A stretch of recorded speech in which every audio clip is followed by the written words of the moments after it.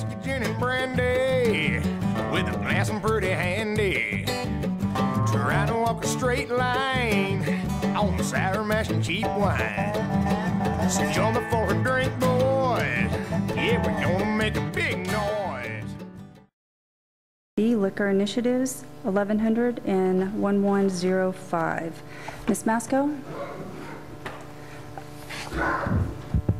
Good evening, Council. Actually, Sandy Hines, our Finance Director, will be presenting this, but I did want to make a point of clarification for those who did not receive it yesterday or didn't see it out on the website or on the counter. But the recommended action that was listed in the Council packet last week was incorrect. We are not asking the Council for anything this evening. This is purely an educational opportunity. These are materials that we received from the Association of Washington Cities and have been examined by the Public Disclosure Commission as far as being factual based.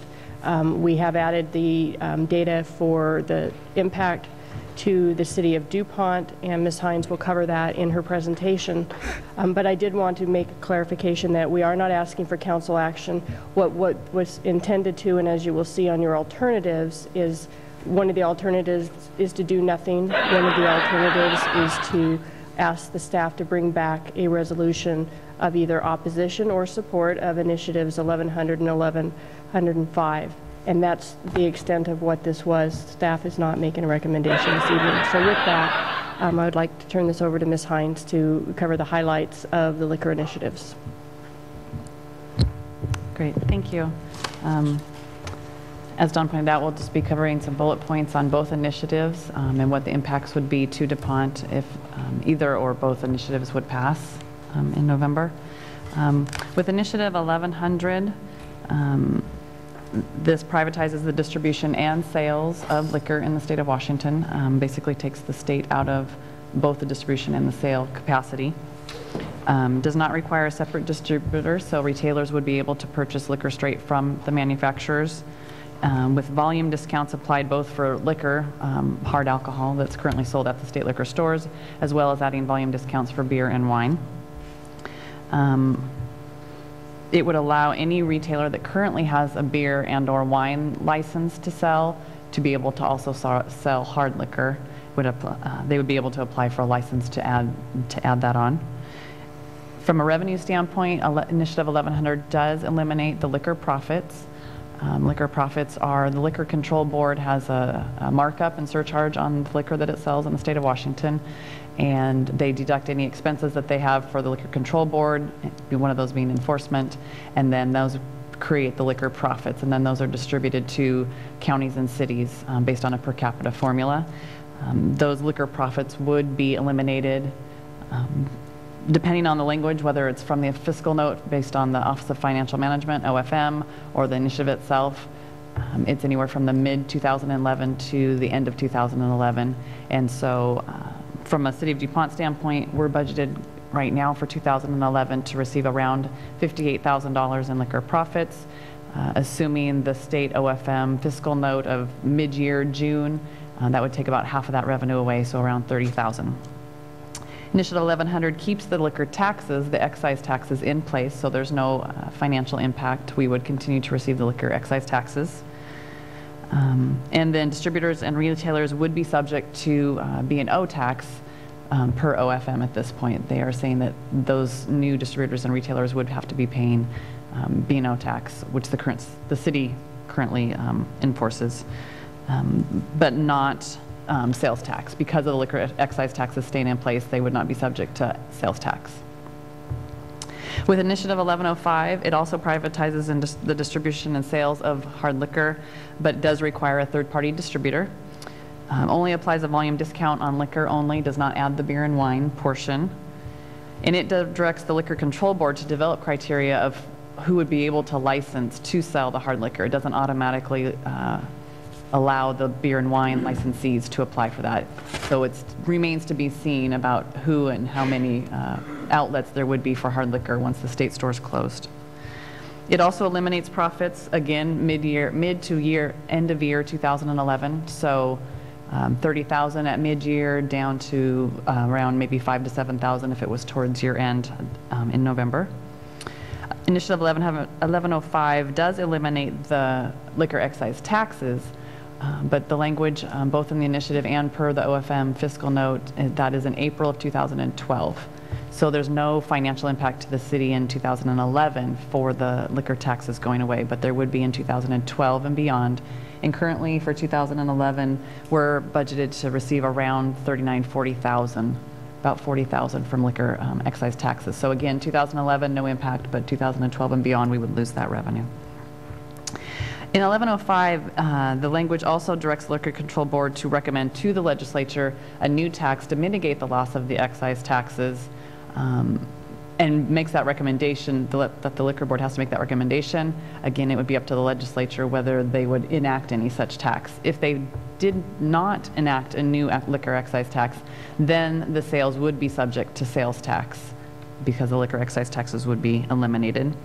And also the distributors and retailers would be subject to B&O tax under 1105 as well. Currently, Liquor Control Board is saying that they would have enough funding from sources, wine licenses, and other taxes to continue enforcement at their current levels. Currently, the state operates 315 either state-owned or contract liquor stores, and Liquor Control Board does enforcement of those. They would have no new dollars to do enforcement of the estimated outlets selling hard liquor, which AWC and OFM is projecting to be around 3,300 from the 315, based on, like with 1,100, those that have beer and wine licenses being able to sell hard liquor now. So they're saying anywhere up around 3,300 outlets that could be selling. And then OFM is also projecting and expecting a 5% increase in consumption based on the increased availability, and they cite several references of one being in Canada, where it went from a state-run operation to being privatized. And so those are their projections from OFM. And I can be happy to answer any additional questions that the council has. Council comments? Council comments on this item. Councilmember Ehrenreich? Yeah, I traditionally do not like initiatives because I think they tend to be very problematic. They are often have problems with them, and this is a prime example. We have two initiatives which are which conflict, and the potential, if both of them pass, creating quite a mess. And this is typical of the initiative system. I recommend. I mean, my recommendation to the council is that we do nothing here. We do not oppose it. We do not take a position in favor of it either. Some of the issues that the backers of the initiatives have some legitimate complaints, but at the same time, as a council member, there is no provision to make up the lost revenues here, and I just, as a council member of this city, can't see supporting any kind of an initiative that takes revenues away and doesn't backfill them in some fashion. We're already at a point where we don't have, we couldn't stand losing either their share of our liquor profits or the loss of the liquor tax, our share of the liquor excise tax. So I'm not at all in favor of these, but at the same time, I don't think that the council ought to be getting involved with either supporting or opposing initiatives. So my recommendation is we do nothing. Other council comments? Councilmember Westman? Yes, I am very concerned that we are discussing a political agenda here, these two items, and that we see quite a bit on television for the ads, and I'm concerned that we don't get into the position of advocating one way or another. I personally don't think that's our responsibility here this evening. there are some cities that have taken positions. And there's one in particular where a complaint has been lodged with the Public Disclosure Commission because the council took a position. And I certainly do not advocate that we do tonight.